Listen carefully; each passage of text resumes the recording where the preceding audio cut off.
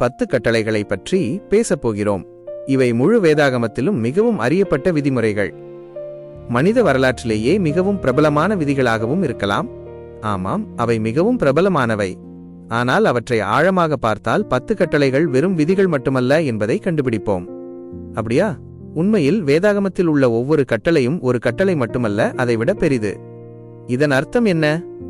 உதாரணமாக, வேதாகமத்தில் தேவன் முதன்முறையாக மனிதருக்கு ஏதாவது செய்யும்படி கூறிய நிகழ்வை பார்ப்போம். ஆதியாகமம் 1 மனிதனை படைத்தபோது அவர் சொன்னது இதுதான்.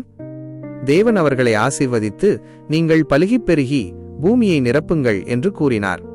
சரியாகச் சொன்னாய். ஆனால் கவனியுங்கள், இது கட்டளை என்று அழைக்கப்படவில்லை, ஆசீர்வாதம் என்று அழைக்கப்படுகிறது. ஆகவே இந்த முதல் கட்டளை பின்னர் வரும் எல்லா கட்டளைகளுக்கும் அடித்தளமாகிறது. வேதாகமத்தில் உள்ள ஒவ்வொரு கட்டளையும் வாழ்க்கையை கண்டடையும்படி தேவன் விடுக்கும் அழைப்பாகும். அது நல்லதாக இருக்கிறது. ஆனால் எப்படி? வாழ்க்கையை கண்டுபிடிக்க விதிமுறைகள் தேவையில்லையா? நிச்சயமாக விதிமுறைகள் ஓரளவுக்கு உதவும்.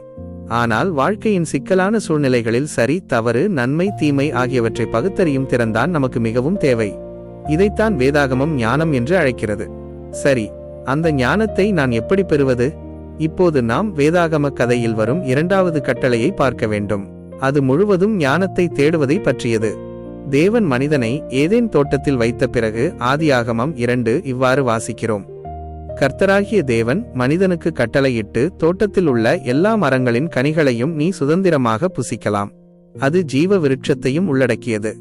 தேவன் தரும் நித்திய ஜீவனை மகிழ்ச்சியுடன் அனுபவி. சாப்பிடலாம். இந்த கட்டளை எனக்கு பிடித்திருக்கிறது. ஆனால் அது அத்துடன் முடியவில்லை. ஆனால் நன்மை தீமையை அறியத்தரும் மரத்தின் கனியை நீ புசிக்கக்கூடாது. அதை உண்ணும் நாளில் நீ நிச்சயமாக மரிப்பாய். ஓ சரி, இங்கே ஒரு மரம் இருக்கிறது. அது நன்மை தீமையை அறிந்து கொள்ளச் செய்கிறது. ஆனால் அதை சாப்பிடக்கூடாது. இதன் பொருள் என்ன? இந்த கதை மிகவும் ஆழமானது. அது ஒரு புதிரை போன்றது. இந்த கட்டளையின் உண்மையான அர்த்தத்தை சிந்திக்க நம்மை அழைக்கிறது. இந்த கட்டளையில் 2 பகுதிகள் உள்ளன. முதலாவது, நன்மை தீமையை அறியத்தரும் மரத்தின் கனியை உண்ணாதே என்ற எதிர்மறையான கட்டளை. 2வது, ஜீவ விருட்சத்தின் கனியை உண்ணு என்ற நேர்மறையான அழைப்பு. தோட்டத்தில் உள்ள எல்லா மரங்களும் அழகாகவும் நல்லதாகவும் தோன்றுகின்றன. அப்படியானால் எந்த மரம் மரணத்தை தரும்? எந்த மரம் ஜீவனை தரும்? அதை நான் அறிந்து கொள்வது தேவன் சொல்வதால்தான். அதாவது, உண்மையான ஞானம் தேவனுடைய குரலை கேட்பதிலிருந்து வருகிறது. அது ஜீவனுக்கு வழி நடத்துகிறது. ஆனால் என் சொந்த வழியில் ஞானத்தை பெற முயன்றால் அது மரணத்திற்கே வழிவகுக்கும். சரியாக சொன்னாய். இந்த கதையின் செய்தி அதுதான்.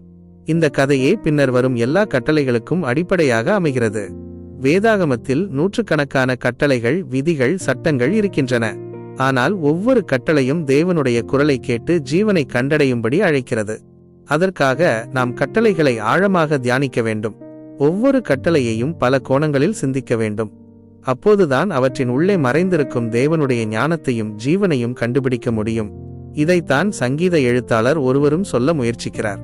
கர்த்தருடைய தோராவில் மகிழ்ச்சி அடைகிறவன் பாக்கியவான். அவர் இரவும் பகலும் அவரது தோராவை தியானிக்கிறான். இங்கே தோரா என்பதன் பொருள் போதனை அல்லது தேவனுடைய வழிகாட்டுதல். பல மொழிபெயர்ப்புகளில் அது சட்டம் என்று மொழிபெயர்க்கப்பட்டுள்ளது. அவன் நீரோடைகளின் ஓரத்தில் நடப்பட்டு தன் காலத்தில் கனியை தரும் மரம் போல் இருப்பான். இது மிகவும் அழகான படம். தேவனுடைய ஞானத்தின்படி வாழ்வது என்பது ஜீவ விருட்சத்தின் கனியை உண்ணுவது மட்டுமல்ல, நாமே மற்றவர்களுக்கு ஜீவ விருட்சமாக மாறுகிறோம்.